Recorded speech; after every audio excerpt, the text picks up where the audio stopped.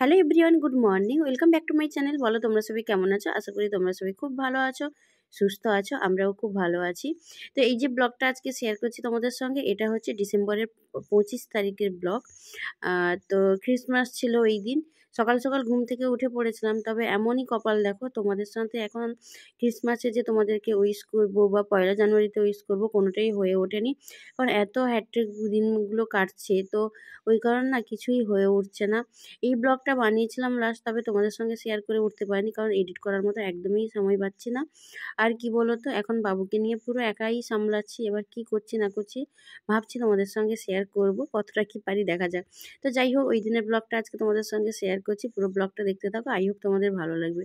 সকাল সকাল ঘুম থেকে উঠে যখন দেখি দুধ দিয়ে গেছে, কারণ এখন আমার ঘুম থেকে উঠতে অনেকটাই লেট হয়ে যায়, সত্যি কথা বলতে 8টা সাড়ে 8টা বেজে যায়। তো ঘুম থেকে উঠে না ওইখানে দিয়ে চলে গেছে। দিয়ে আমি এখন দুধটা গরম করে নিচ্ছি, আর সকালবেলা আমি একটু হরলিক্স খাবো আজকে।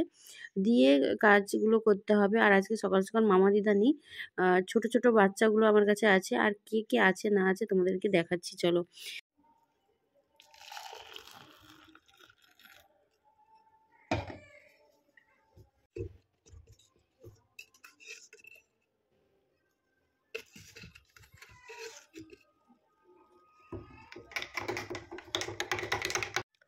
আমাদের এবছর ক্রিসমাস তো এদের সঙ্গে কাটছে। আর আমার পুচকুটা ঘুমোয়নি, এখন খেলছে তেল টেল মেখে নিয়ে। তো যাই হোক, এখন আর খাচ্ছি এই রোল কেক। এই বছরে আর কোনো কেক জোটেনি, এই রোল কেকটাই জুটেছে।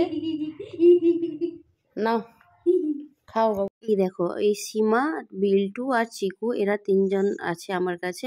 মামা দিদা সকালবেলা একটু গেছিল ডক্টরের কাছে, তারপরে বলে দিয়েছিলাম একটু রোল কেক আনতে।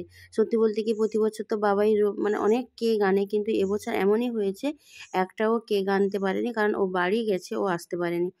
আর আমি দিদাকে পাঠিয়ে এই রোল কেকটাই এনেছিলাম। এদিকে রান্না বসিয়েছি, আর আজকে না একদম সিম্পলভাবে একটা মাছের ঝোল বানাবো। তো তেলের মধ্যে কালো জিরে ফোড়ন দিয়ে তোমার ওই লাউয়ের ডাঁটা, তারপরে কাঁচকলা, আলু দিয়ে দিয়েছি। দিয়ে তোমার নুন হলুদ দিয়ে এটা ভালো করে ভেজে নিব। তো তারপরে দেখো একটু জায়গাটা ফাঁকা করে ওর মধ্যে দিয়ে দিব কাঁচা লঙ্কা তেলের মধ্যে। তো কাঁচা লঙ্কা দিয়ে আবার নেড়ে চেড়ে যেটা করব, তোমার একটু আদা আর জিরে বাটা দিব। আদা জিরে বাটা দিয়ে তোমার জল দিয়ে দিব।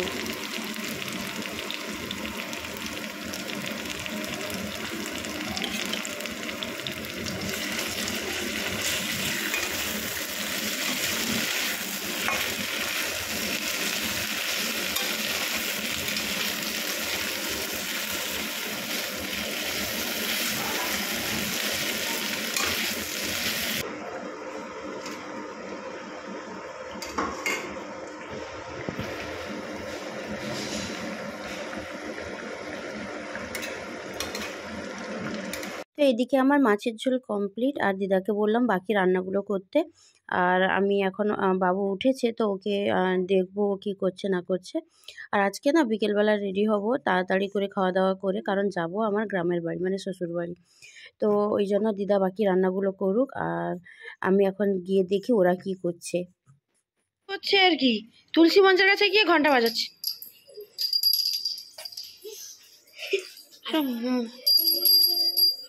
ওরা সংসারের দায়িত্বটা মানে তোদের উপরে পড়ে গেছে। ওরা আমার সংসারের দায়িত্বটা এরা নিয়ে নিয়েছে। আমার বাড়ির ক্ষুদে সদস্যদের দেখলে ওরা কিভাবে আমার সংসারটা সামলাচ্ছে। তো তারপরে আমি খাওয়া দাওয়া করে রেডি হয়ে নিয়েছিলাম, আর বাবুকে এই ড্রেসটা পরিয়েছিলাম, সান্টার ড্রেস। এই ড্রেসটা আমি ফ্লিপকার্ট থেকে নিয়েছিলাম। তো তারপরে আমি ওই কারণে একটা লাল শাড়ি পরেছি, যে ওর সঙ্গে কয়েকটা রিলস আর ওর কয়েকটা ফটো তুলবো।